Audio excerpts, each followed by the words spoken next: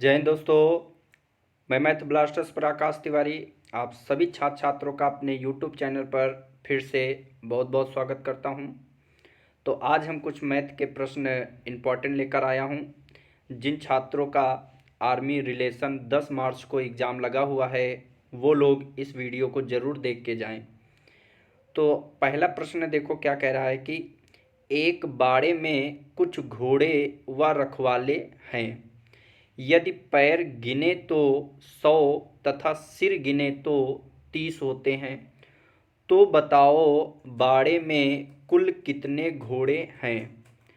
तो इसका कहने का मतलब है कि उस जो बाड़ा है उसमें घोड़े और इंसान हैं।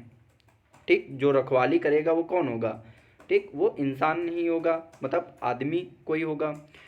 तो वहाँ पर यहाँ पर सिर और पैर वाला प्रश्न पूछा गया है, तो आप इस प्रश्न को कैसे करेंगे तो समझना। अब यहाँ पर जो इंसान होता है, ठीक, आपसे बतख और कह सकता है कि घोड़े, ठीक, आपसे इस तरीके से 2 पैर और 4 पैर वाले प्रश्न पूछेगा तो कैसे प्रश्न करोगे समझना है। तो उसमें आपको सिर्फ क्या याद रखना है कि जो रखवाला होगा वो लोग होगा। तो वो लोग मतलब कि व्यक्ति व्यक्ति के कितने पैर होते हैं? 2 पैर होते हैं। ठीक, और घोड़ा है तो घोड़े के कितने पैर होंगे? 4 होंगे होंगे तो हमसे घोड़े का प्रश्न पूछा कि घोड़े कितने हैं।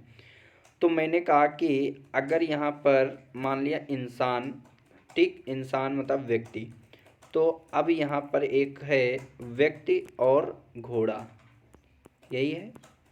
अब आप ही बताओ व्यक्ति के कितने पैर होते हैं? 2, तो घोड़े के कितने पैर होंगे? 4। हमसे घोड़ों की संख्या पूछा है, तो ऐसा प्रश्न आए तो जो चीज़ पूछे उसको भूल जाना। हमसे घोड़ा पूछा है तो हम घोड़ा भूल जाएंगे, सबको व्यक्ति मान लेंगे। तो व्यक्ति के पैरों की संख्या 2 होती है, तो मैंने कहा यहाँ पर 2, तो यहाँ पर भी 2 हो जाएंगे। ठीक, अब आप ही बताओ कुल हैं कितने सिर? तो आपने कहा 30 हैं। तो अगर वहाँ पर लोग अगर 30 सबको मान लिया, सभी रखवाले थे, सभी व्यक्ति वहाँ पर थे, तो 30 ही व्यक्ति होंगे।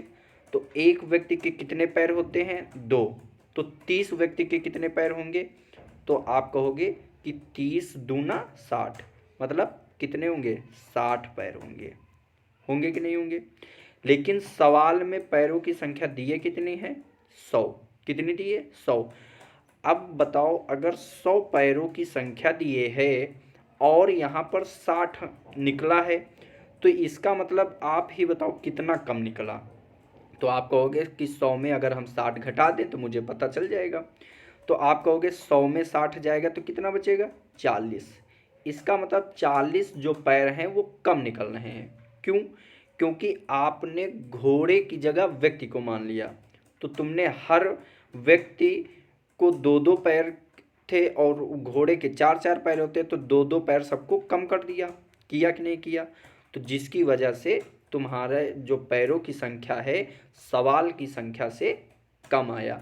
तो इसका मतलब यहाँ से तो कोई फर्क पड़ा नहीं, पड़ा फर्क यहाँ से 4 से 2 हुआ, तो कितना कम हुआ? 2। तो जितना कम हुआ है उतने से ही भाग कर दो आप। तो इसका मतलब 40 में 2 से भाग करेंगे तो कितना आएगा? 20। इसका मतलब कि वह उस बाड़े में जो घोड़ों की संख्या थी वो कितनी थी? 20 थी। ऑप्शन आपका ए बिल्कुल सही हो जाएगा। अगर व्यक्ति या रखवाले की संख्या पूछे तो 30 में 20 हम घटा देंगे तो 10 कौन होंगी? ये रखवाले होंगे। ठीक, समझ में आ गया होगा। अब हम आगे चलते हैं, अगला प्रश्न देखना है। ठीक, नोट कर लो, स्क्रीनशॉट ले सकते हो आप लोग। अगला देखते हैं। देखो ये प्रश्न आया है